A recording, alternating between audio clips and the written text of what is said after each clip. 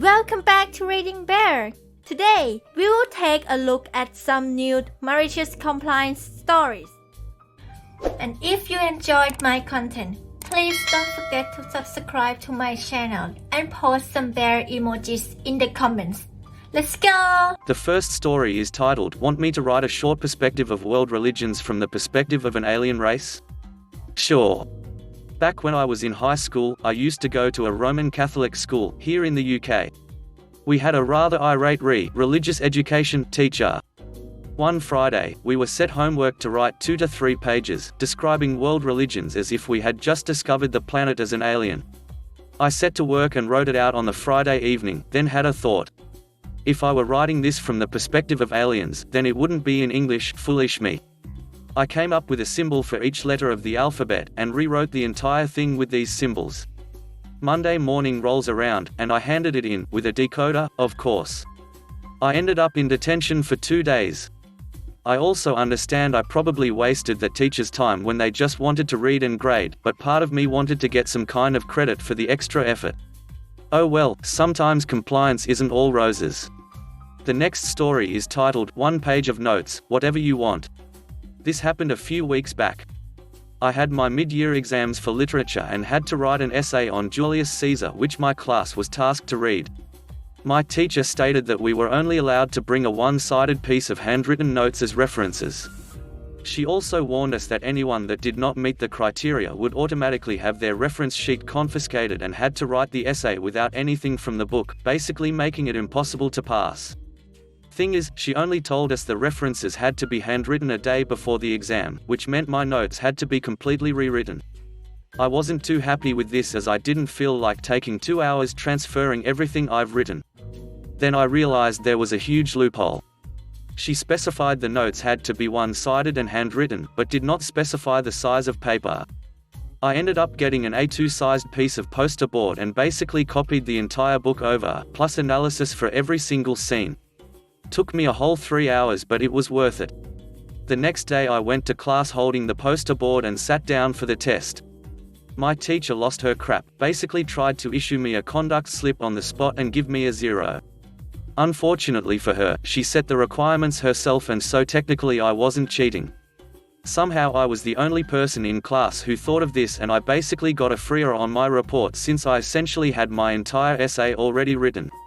My teacher couldn't fail me and had to give me an A. Got a bunch of laughs from my classmates as well, because the poster board was so big they could easily copy off it from behind without getting in trouble. The next story is titled, "Smoke Break." For my first office job, I worked in a department of 15 to 20 people with a boss who was very chill and really only cared that the work got done. His assistant, however, was a real stickler for all the rules. The divergent attitudes split the staff a bit and the office was a bit cliquish. Because of the boss didn't care much, 1 hour lunch breaks pretty routinely became an hour and 10 or an hour and 15 minutes. That all changed when he left the department and his assistant took over. One of her first moves was to crack down on the late lunches, not her clique. However, her clique included a lot of smokers who always took their 2 15-minute breaks daily, once before lunch and once in the late afternoon. The other clique, including me, did not smoke, so we never used that time for anything but work. Once the crackdown memo on the lunches went out, we hatched our petty revenge plan for the next day. 10:30 in the morning, the late lunch clique all stood up from our desks and walked outside to the picnic table smoking area. Naturally, the new boss was hot under the collar, but there's nothing that she could do about our now 2 break and 30 minutes per day breaks mandated by law. Congratulations, new boss, you saved the company 10 minutes from my late lunch, but ultimately cost it 20 for my smoke breaks. The next story is titled, "A Marker to the Face." As a bit of backstory, this happened in my 8th year, in a science classroom. There was a full class, but the only really important people are me, my friend, Mark, and my teacher, Mr. C. So it was a typical Friday. Towards the end of the day, the class was chatty and Mr. C was going through the agenda and introduction. A few friends and Mark were all ignoring him and just talking about games we play and what had happened in band class earlier. My teacher Mr. C had told us to shush and we did for a moment. Then immediately started talking again because we were angsty preteens who wanted to go home for the day. This had gotten Mr. C's attention for what seemed to be the last time because he in a very annoyed tone asked us to be quiet once again. Now for a bit more background knowledge. Whenever someone wouldn't be paying attention in his class, he would be silent and start winding up to throw an expo marker, and then if that didn't get your attention would toss it at you. Obviously not to hurt anyone and very softly to just get your attention. Also, this is unrelated to the story, but he'd slam a textbook on your desk if you were asleep lol. So we hadn't listened to his final plea and he then began to wind up a marker. Mark had noticed and being the leader of our friend group asked why Mr. C has such an issue with us talking towards the end of the day. Then this happened. Mr. C, so if it's not such a big deal, why don't you teach the class while I talk with Op? This was very condescendingly said. Me, whispering, do it because we got to waste class time for everyone. Mark, absolutely sir. I will be the best science teacher ever. That with a salute, and then he stomped up to the whiteboard and began reading aloud the notes on the agenda and the beginning of the lesson. Mr. C, to me, so while I was abroad studying the wildlife in a rainforest, did you know I found 67 bird species? He was whatever a bird scientist is called before becoming a teacher. Me, okay, but was there a toucan? Then, seeing us talking, Mark gets a brilliant idea. He goes silent and begins winding up a marker towards Mr. C. The class had stifled their laughter and I was also holding back a chuckle. This of course didn't have Mr. C's attention and he kept rambling about birds in Africa. Then what no one, not even me, expected, Mark tossed the marker at Mr. C and hit him right in the face. The class erupted into laughter. Mr. C began laughing too. He got up and told Mark to go sit back down. Mr. C was a very light-hearted person and saw the humor in the situation. And instead of doing science for the rest of class, he had to explain the point in being respectful to your teacher and listening to the lessons instead of having sidebar conversations. Overall it was a really nice class and there were no hard feelings, but for the rest of the year Mr. C never asked anyone to teach class again. Edit, thanks for the upvotes kind strangers. I've only posted a few other times and this is really heartwarming. Also thank you to whoever gave me an award. It's my first award. The next story is titled, You Break It, You Buy It Goes Too Far. Setting, an off-license liquor store that specialized in fine wines and rare spirits. Mid-December, Christmas sales in full swing. Characters, me and customer. So this was about 5 years ago. Christmas was the time of year that we make the profit that keeps us going for the rest of the year. We add some stock to our lines to sell as gifts, like super expensive bottles, cheaper spirits with branded glasses, decanters, reusable corks and the like. On this Friday evening a customer that is pretty regular wobbles into the store to buy some cigarettes. Whilst staggering she knocks a display and off falls a £50 item, 2 whiskey glasses and a half single malt. One of the glasses smashes. She apologizes and says she'll pay for it. I said no, don't worry, we'll put it through as ullage. She was insistent about paying for it. So I rang it through the till, at which point she stopped me and explained she was only willing to pay the cost of the item, as legally that is what is required. I asked her to come back on Monday when I'd be in work next, to give me time to find out what the cost price was to us. Our normal markup is around 35%, so I figured we're looking at around £30. I spoke to the head office who said it was on offer for £20 when we bought it. So I worked out we could then sell the items that didn't break, the actual whiskey and glass, for about $30 and break even for the store. Roll on Monday, the lady comes in and I explain that the cost of the item was £20 and she pays, but then asks for the item to take home, cause she's now paid for it. This is not how the law works. But I really can't be asked to cause a scene with less than a week till Christmas. I'm actually pissed off, which doesn't happen easily, but given the busyness of the week it's quickly pushed to the back of my mind. That is until Thursday, on a late shift, and the same customer wanders in again. This time fairly sober, for a change. Unfortunately that doesn't make her any more attentive. She bumps a stand which has our cheapest wine bottle in it. Sale price of £6, purchase price £5.20, tax on wine is most of the cost in the UK, very little markup on it. It breaks, I sigh. I grab the dustpan, brush and the danger, cleaning, wet floor sign. Sweep up the breakage, and go back to the till where the lady asks for her normal cigarettes. I ring it through the till and then add on the £5.20 for the broken bottle. She gives me a look but pays, I assume begrudgingly. I then put the cigarettes in a bag and poured in the contents of the dustpan and brush. Put on my nicest smile and said, "Since you like to keep what you pay for, here you go." Switch flipped, full shouting and effing and blinding, then I asked her to leave because she was causing a scene. The next story is titled, "My Mum Tried to Implement a Rule That Made Her Stay Up Later Than She Wanted." Backstory: since the pandemic, my dad and 8-year brother have been home with me, a 16-year female, and it has been simultaneously the worst and best time ever. My dad comes from a family of smart asses and hard heads, so I was used to their behavior when they came home. Since they have been home all the time, I feel like I'm losing my freaking mind. They can be fun and goofy, but they can also be ornery and downright irritating. My mum works as a home nurse and is out of the house most of the time. The night before the next morning, she has to call her patients to see if she can come over and at what time. She uses a work phone for this and charts everything on her work computer. She also likes to sleep in and sleep early when she can. Also, I have a rule for myself where I have to wait till 9 p.m. to put in both my earbuds, since I've had problems with not hearing anybody when they call me long before all this. And my mum is not an unreasonable person, just not someone who think far ahead in their plans. The story: since my mum is at work all day, me and my dad and brother spend a lot of time together, if you couldn't tell, and when 9 p.m. rolls around, I am officially allowed to ignore everyone. My room is my sometimes safe place where my dad and brother understand I like to be left alone. My mother acknowledges that but doesn't seem to like it very much. So last week on Monday, my dad told me that Sunday night my mum wanted all electronics turned off for 2 hours every night with no accusations. I was very unhappy, and so was my brother, and my dad wasn't crazy about it either, with this cause this time had no other purpose than to be family time that I already got all day. I knew where she was coming from, and an hour a day every other day would be cool to play board games and charades or cards. I'd love that, since my dad hates to play games like that, especially Uno, cause he doesn't always win and he can't cuss his kids and wife out, but every night for 2 hours would cause problems everywhere.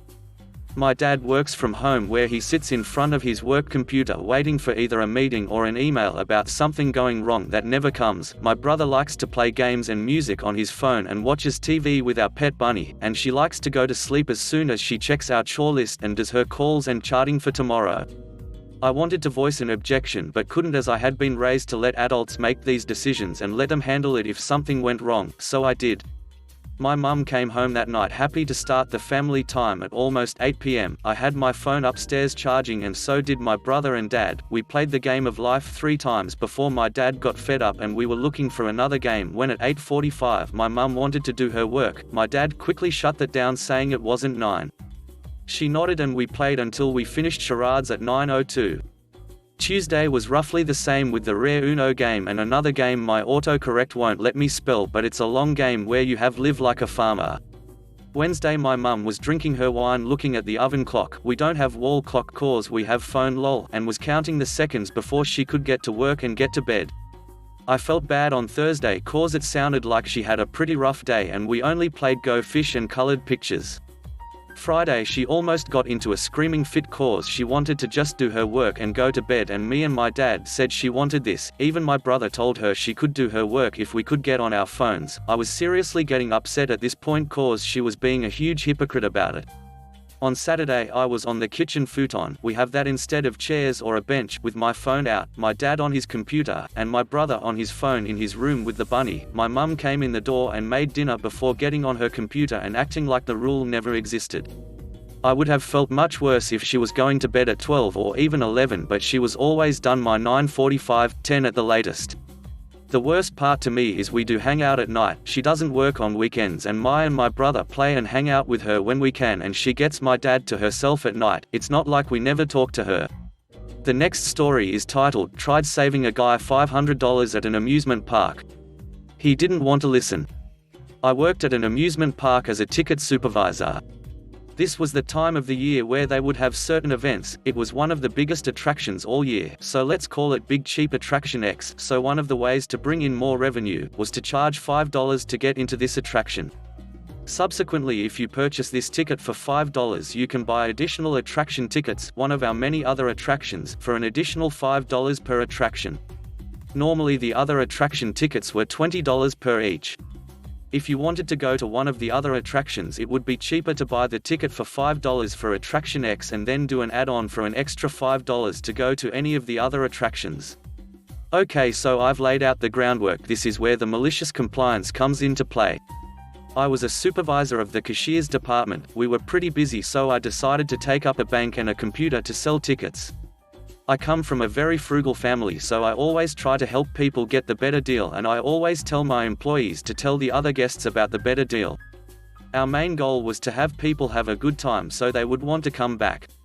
This guy comes up to me. He and his family want to go to a completely different attraction. He has about 20 people in his party, so I already knew the price was going to rack up. I pulled up the price of exactly what he asked. It was around $700.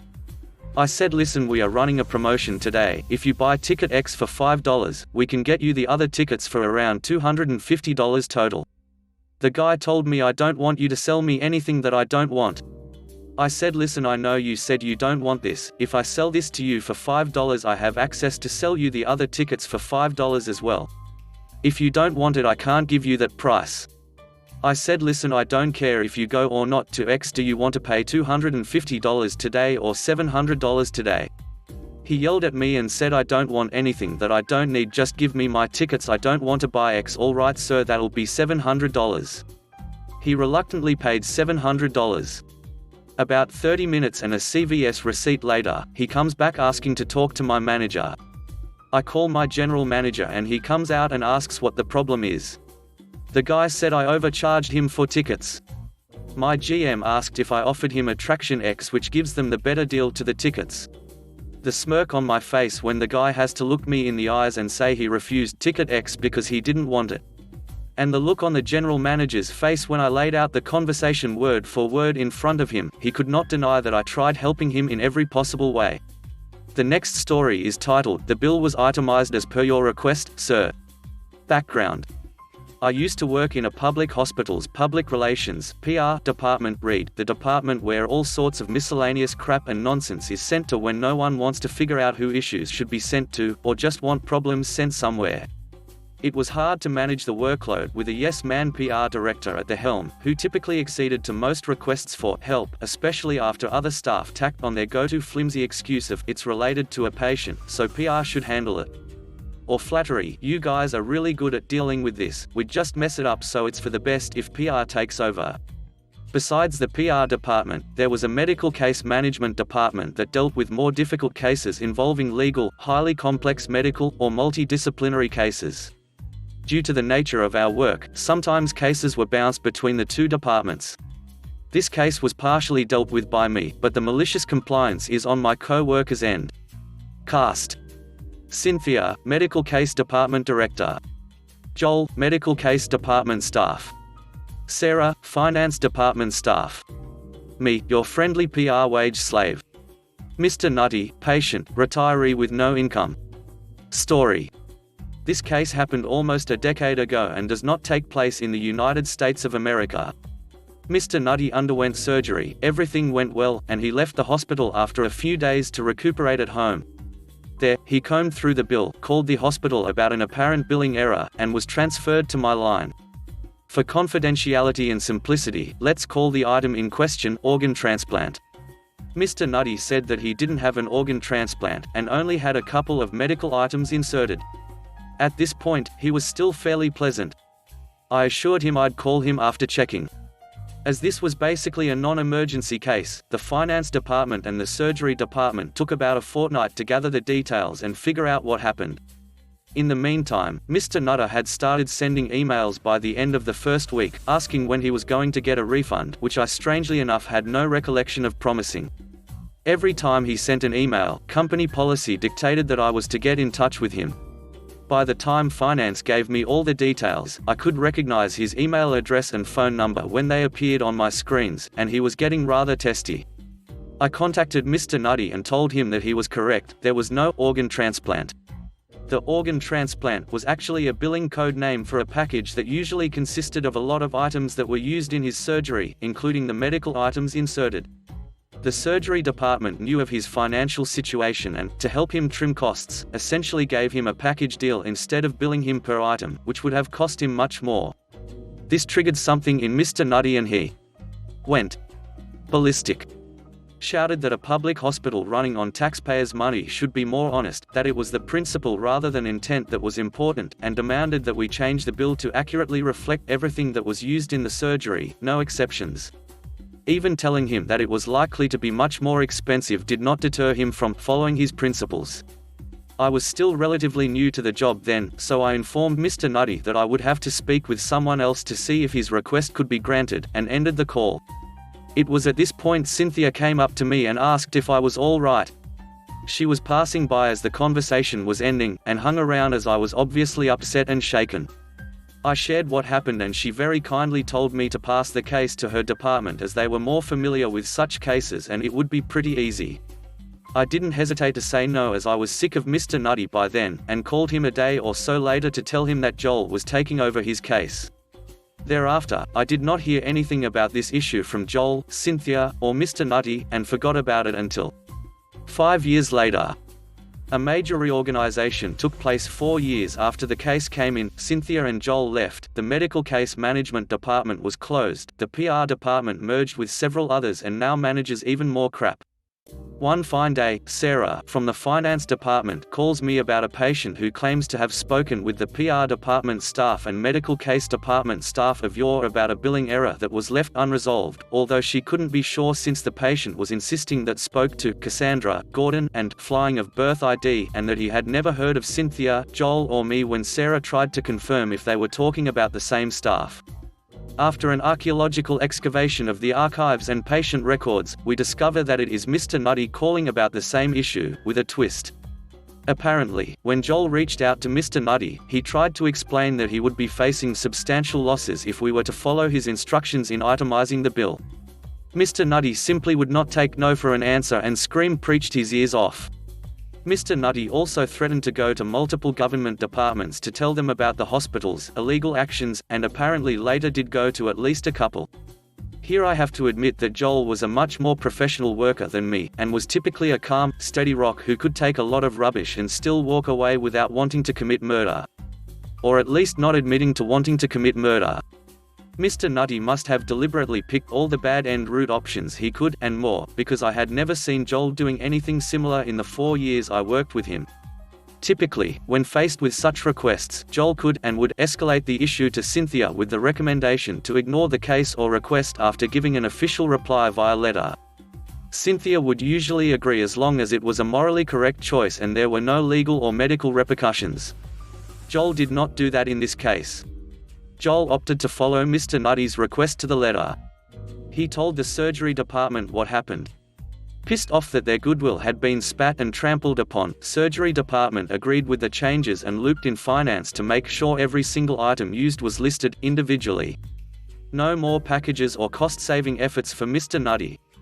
It turned out that the organ transplant was not the only billed item that was actually a package deal, so Mr. Nutty's bill came up to nearly double his original cost. Mr. Nutty was not happy when Joel returned with the shiny new bill. He refused to pay the bill, and continued to harass and threaten Joel off and on for about a year or so, but eventually went quiet. Back to the present day. I asked Sarah why Mr. Nutty was calling years later, and apparently it was because the debt collection agency had found him. Mr. Nutty had moved and did not update his particulars as he skipped his medical appointments as well. At the hospital, if bills go unpaid for some time, they go to a debt collection agency, which relies on the information provided by the hospital's system. After all these years, Mr. Nutty finally came back for a checkup, and had to provide updated details. The debt collection agency caught wind of this and started the collection process again. Somehow, I managed to dig into my well of by then nearly non-existent compassion and asked Sarah if there was any way to reverse the changes. Sarah cackled and pointed out that because of the universal health coverage available, Mr. Nutty's medical bill was initially 80% covered, in part thanks to the particular package codes, like organ transplant, the surgery department used. However, after his request, only about 30% of his new, more expensive bill was covered. The best bit? All such bills go to the government, and only one change is allowed, unless the hospital admits it was their mistake, in which case there may be penalties. This is to prevent hospitals from changing the bills willy-nilly, and to save administrative costs. Amazingly enough, one of the governmental departments Mr. Nutty complained to about our illegal actions was the same department in charge of handling universal coverage for hospital bills. So not only did the government department in charge know about his not too intelligent demands, they also knew that we had tried to help him but changed the bill to comply with his request. And there was absolutely no way the hospital was going to take a penalty on Mr. Nutty's behalf. It was with great, unbridled joy that I made the final phone call to Mr. Nutty. He didn't recognize me, but I had the extreme pleasure of informing him that I was the first staff who spoke with him 5 years ago. Didn't he remember screaming at me? No. Oh, not to worry, it was a long time ago. Oh, it's not that it's a long time ago, you just thought it wasn't worth remembering all our names, because we're just customer service staff, you say? Haha, all right. After that, I didn't bother with further niceties or small talk and went straight in for the kill, telling him that we could not change the bill again as it could only be changed once. Surprisingly, he didn't flip at once and even asked for the reasons. I explained how Sarah and I, dug through our archives and the sequence of events. There was a long silence, and just as I was getting worried about whether he had passed out, Mr. Nutty erupted, shouting about it being a pack of lies. We were dishonest, he was a retiree with no money, how could we do this to him? Why did we make the changes if we knew it was going to be more expensive? How was it even possible that the revised bill be of a higher amount? It must be a mistake, etc. By now, I was a seasoned staff and would normally have ended the call after 3 warnings. My dear readers, I did not do that with Mr. Nutty. I waited very patiently for him to run out of breath screaming and cussing, and in the lull, I simply said, "The bill was itemized as per your request, sir." If you enjoyed the video, please subscribe to the channel and post some bear emojis in the comment.